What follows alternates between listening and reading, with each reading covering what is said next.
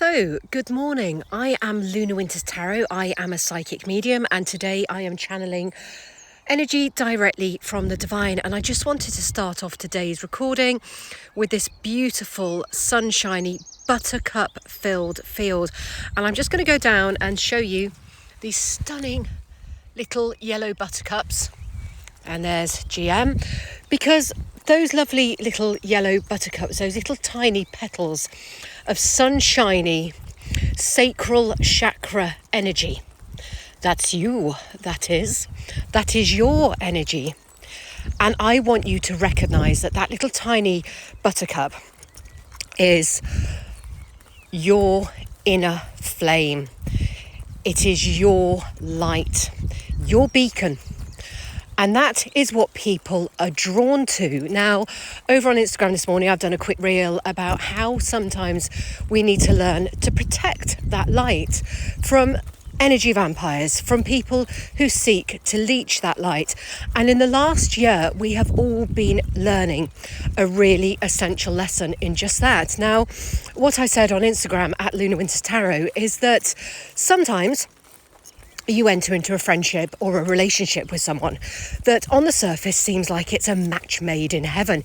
You feel like it's divinely guided to you. You feel like it's been sent to you. But the lesson here is that this person is a false friend. They're a false soulmate, false twin flame, because they're bringing a karmic lesson to you. Now, what you will find is while you're in this union, it's going to be a friendship or a relationship or even a work colleague that's really, really difficult from the outset. And the red flags are all there, but you just can't see them. It's like you've put on these non-red flag seeing glasses, and it's hard work.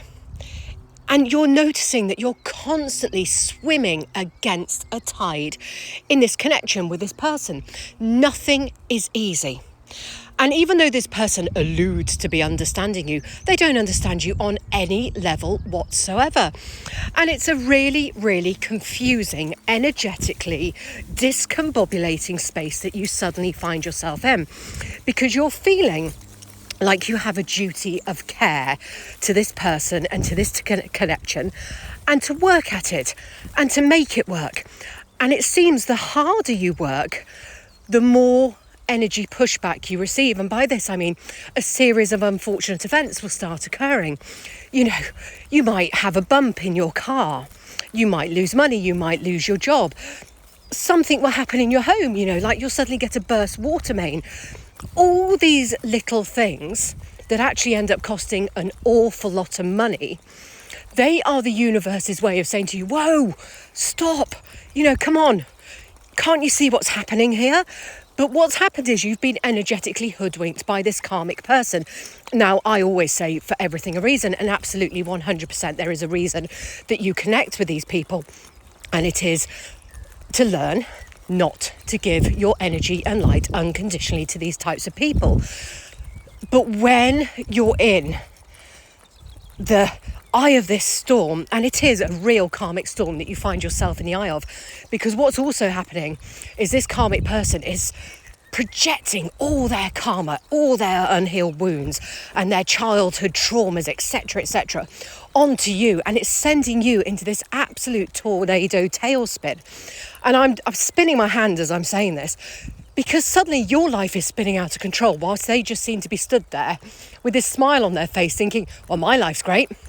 And then as quickly as they've come into your life and created absolute chaos and shit, they blow back out on the next wind. And you're left there going, what the fuck just happened to my life? And you've experienced losses, you've experienced illness, and now you're experiencing this crushing heartbreak and these feelings of lack because you're like, wasn't I good enough? And the answer to that is you were too good. And this is where you have to learn to protect your energetic light, because not everybody has the same heart and the same good intentions as you. And in the last year, you have been learning this exceptionally valuable lesson of who you should and shouldn't allow into your energetic space. And for many of you, and I channeled this yesterday, you are going to be getting very, very brutally cutthroat with people around you and just thinking, they don't serve me. They bring nothing good into my life. They're gone, gone, gone, gone. And you're going to be going through and you're going to be blocking people. I see some of you might be sending farewell messages to people going, yeah, well, thanks for the journey. You're dead to me. Bye. All the best. Whatever floats your boat, whatever helps you reclaim that sense of power, go ahead and do it. Absolutely no criticism from me whatsoever, whatever path you choose to take in moving on and releasing yourself. But, and here's the crucial part now. These beautiful buttercups, I'm just going to go and show you them again. See how stunning, delicate, sunshiny and innocent looking they are. And they're vulnerable. You know, somebody crushes them under their foot, they're not going to grow back. So it's being aware of your vulnerabilities, your value, your beauty, your worth. Because now you just need to hold that light within. You are inherently powerful. But you need to keep that power for self, not these sketchy little sketcher banders who come around your energy, you know, like flies drawn to dog shit, buzz, buzz, buzz, because they just want to take a buzz off you, literally, and then fly off again. It's about recognising those people. Now, this last year, I feel a lot of you have been very withdrawn. You've gone into a place of self-imposed solitude, and it's been really enlightening for you. Being in this very closed off space with self, not feeling the need to socialise or put yourself out there too much, or when you have socialised, it's been with a very select few of very long standing friends who you know have your back and are fully trustworthy.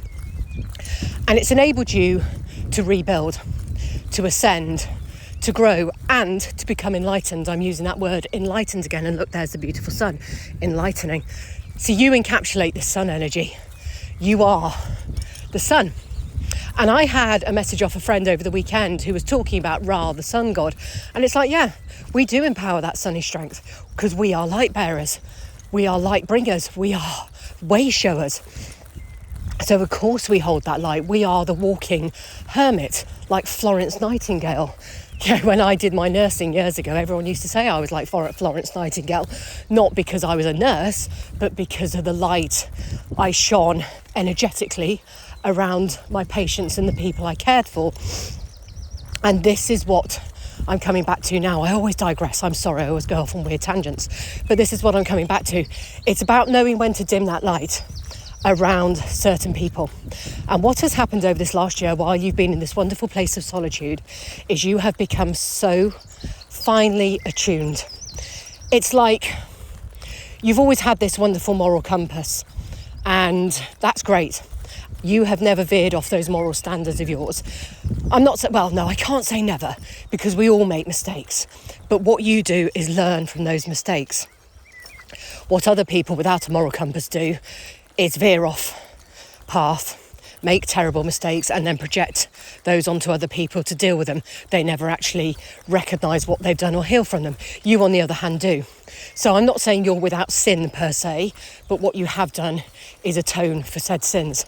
And that's what makes you such a wise sage, such a wise person. And that's why people come to you.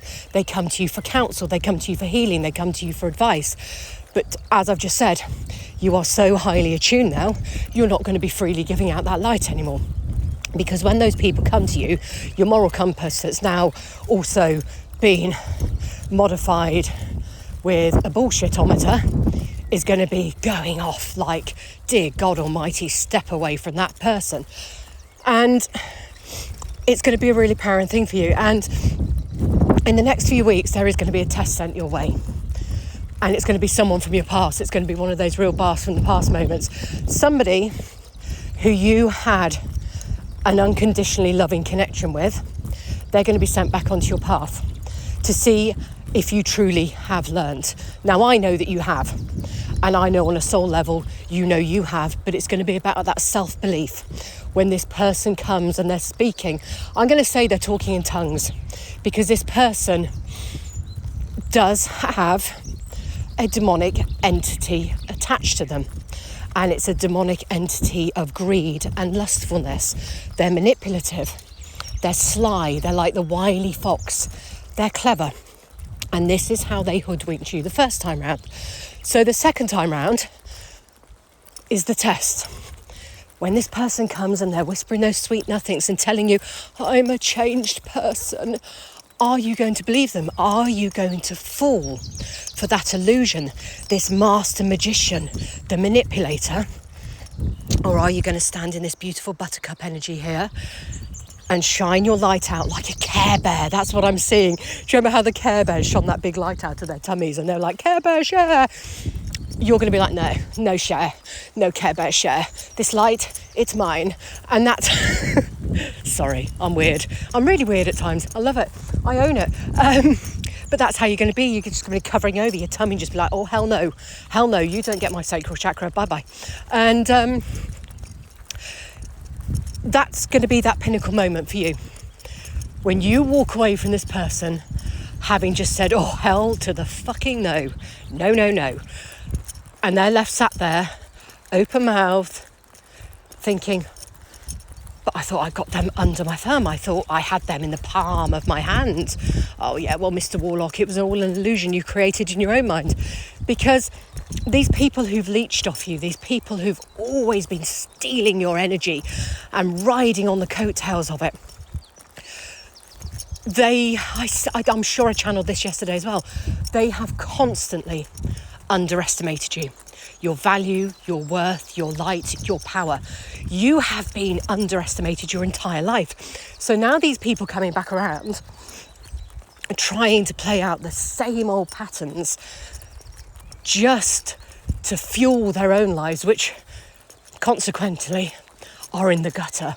These people are like proper sewer dwellers right now. They're like those rats with big teeth because their lives are sunk so low. It's just like, I can't even say they're in a swamp. They're just in this real, energetic, dark, fourth circle of hell.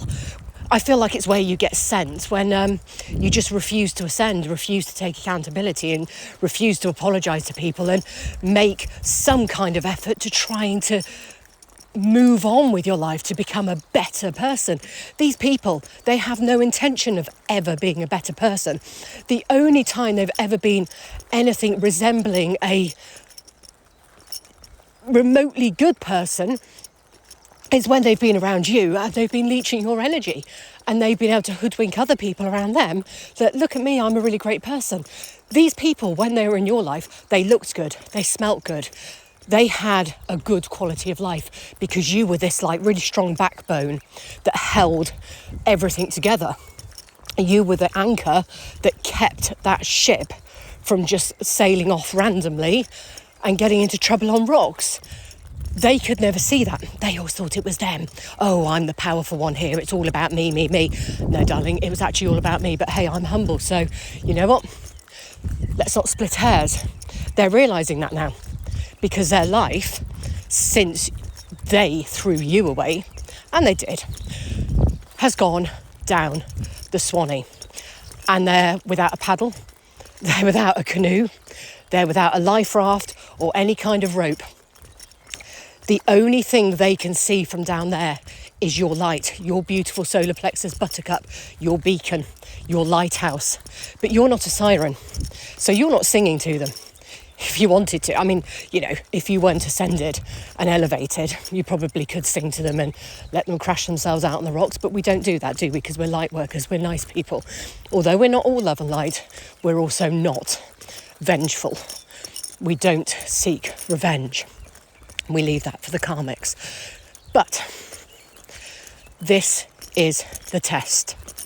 They are going to come back to test you, whilst the Most High is testing your faith. Now, it is literally going to be God on one shoulder, the devil on the other, because you're going to be hearing these words. Oh,